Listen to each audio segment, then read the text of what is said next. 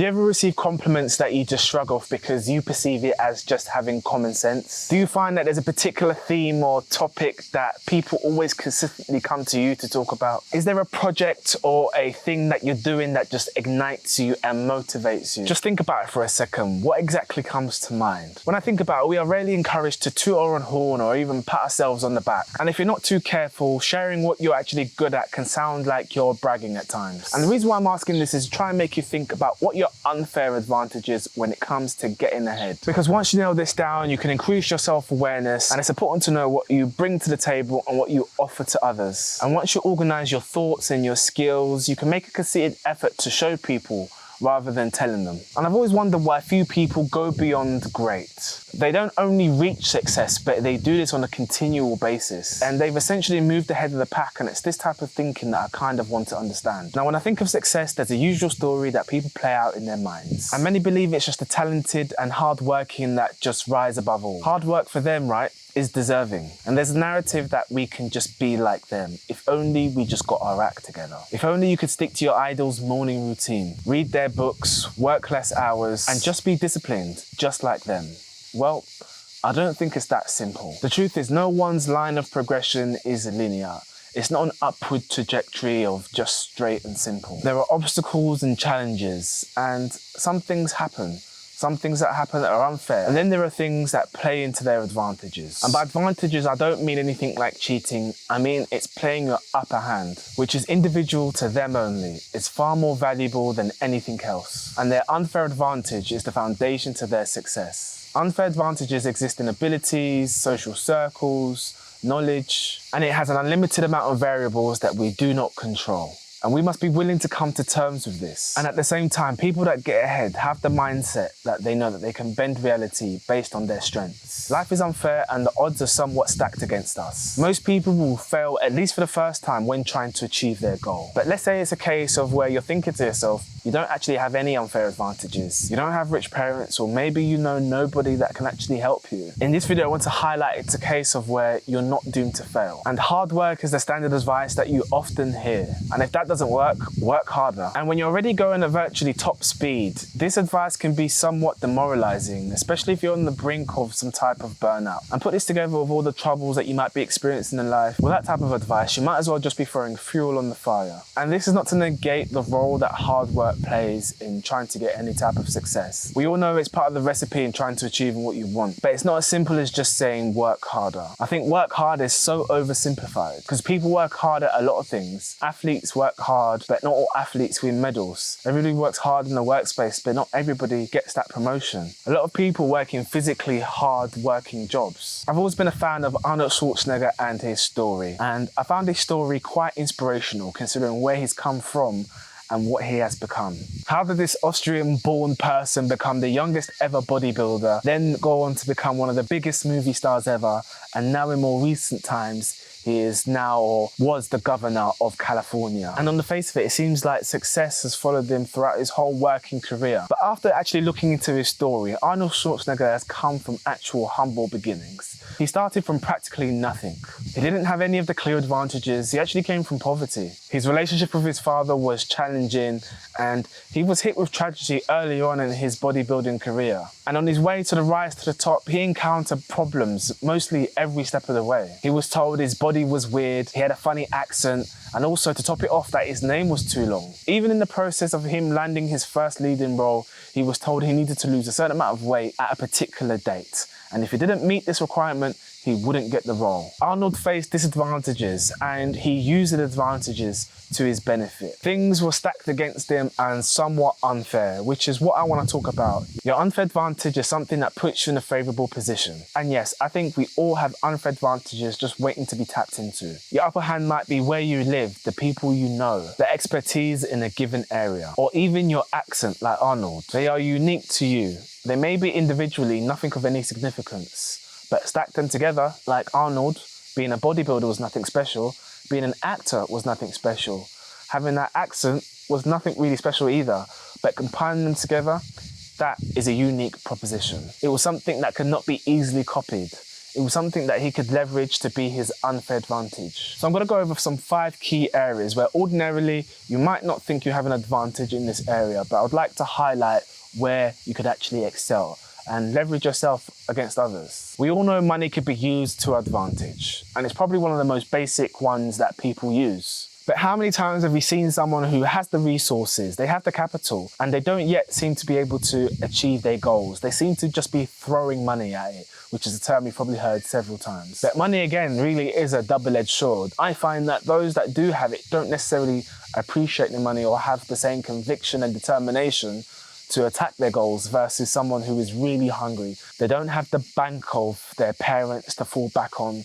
There isn't necessarily a plan B. And I find if you can align yourself with this mindset, this gives you a certain type of drive. And that drive that can give you an unfair advantage can essentially give you determination, because you know what it's like to actually have nothing. And when you're using your own resources, you're more likely to be frugal and to be more thoughtful about where you're going to allocate your funds. And when you don't come from money, I tend to think that people are more proactive. They're not just waiting for things to happen or waiting to find the right person to pay. They're more likely to look at unorthodox ways to get to the same destination. They create their own opportunities and they're more resourceful. They don't allow their outer circumstances to determine when they take action. Now, intelligence has many different dimensions, whether you're talking about academic, streetwise, or being a creative. And we all know when we've interacted with someone and they've given you a sense of that they're a bit more in average when it comes to intelligence. And I've always felt like I've had a good sense of being streetwise and creative. And on the academic side, that's something that I've always kind of struggled at. And it's always been something that I've had to work on, whether it's reading books or just taking on extra courses. And it's interesting when I think back on it now, those that are in high school, those that got straight A's, that always seem to be top of the class, following them now, those people were not the ones that necessarily went on to do amazing things. So having straight A's in school, in my opinion, is not actually an indicator whether someone is going to be successful or not. They weren't the ones to get the amazing jobs. It was the ones that were more resourceful. It's the ones that probably used their unfair advantages.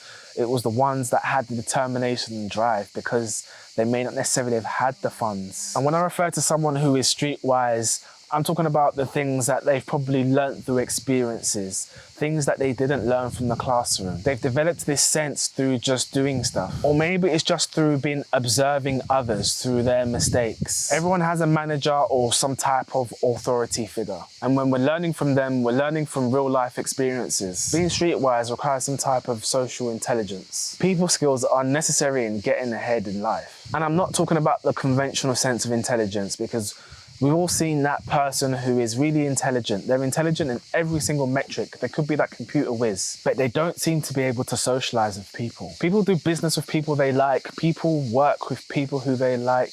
People buy from people that they like. And social intelligence is a powerful tool because we tend to react emotionally first rather than approaching it with logic. And if you've ever read the book How to Win Friends and Influence People by Dale Carnegie, this book outlines certain principles that don't involve any type of trends or fads. They're just the building blocks of social intelligence and how practicing good social skills can actually really improve your life. And that's how you attract people. That's how you get the recruiter to look at your CV. It's how you put yourself forward for a role. It's how you negotiate a salary when you're trying to get a pay rise. So being good with social intelligence is knowing when to ask the right questions. It's having a good common sense of who you can trust. It's having that bullshit detection, knowing when people are trying to get the upper hand on you, reading their intentions and having a good sense of their incentives. If you're unhappy with your education, there are still opportunities.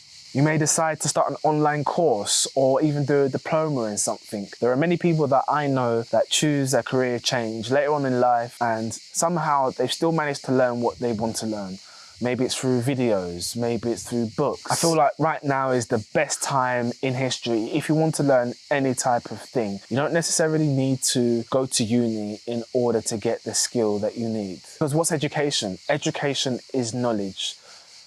Now, status is a tricky one because loads of people are indirectly and directly trying to improve and perceive their status to be higher than it actually is. And I really think it's a fine balance when you're trying to improve your status because you can come across as disingenuous. And whether you'd like to admit it, everyone at some point is signaling their level of status. It could be what they wear. It could be the food they eat. It could be the things they buy. It could be even the car that they drive. Status could be how you hold yourself, how you speak in conversations, how you communicate with others. It's also your perceived credibility. Someone can talk like they really know what they're talking about. I've experienced this mostly in corporate environments where people use all these fancy words.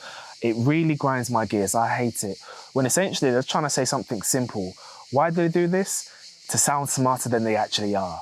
They want to indirectly improve their status. The reason why status is so important because this kind of just hacks into our lizard brain. It's actually a confirmation that this person is credible and they're okay to work with. If it was okay for them to be in this high-class institution or work with that celebrity or high-status individual, then it should be okay for you. That's why word of mouth is such a powerful form of referral. But the thing with status is that it can be riddled with presumptions, prejudice, and unconscious biases. Higher status is attention, and many people try to leverage this. When trying to increase your status, only highlight when necessary, because the more you brag about it, the more it indirectly lowers your status. And you don't need to be an expert in all of these fields, you just need to know how to leverage one of them really well. Doing one of them really well should be enough to get you ahead. You might have the ins and outs of a particular industry. You might be an effective leader with the ability to balance motivation. Your written or oral skills might be superior to others. And this unfair advantage is a concept that we all know exists, but sometimes it's hard for people to actually accept because there are some that are really leveraging this and using it in their favor. Because we're all playing this comparison game as much as we hate to admit it, and we're all kind of looking at these extreme aspirational ideals, the rich and famous in magazines or in social media. I think we need to read in between the lines because there are some who believe success is only for those who come from a certain pedigree. And when you can figure this out, you can figure out your unfair advantage because at some point you're gonna have to sell yourself. At some point you're gonna have to be in front of an employer. You're going to be in front of a potential partner. You're going to be in front of friends. You need to be able to draw attention to these characteristics that you have because you may be asked what makes you great, what makes you special. And once you figure out your unfair advantage, you can own it. You could use it to meet the goal that you want to accomplish.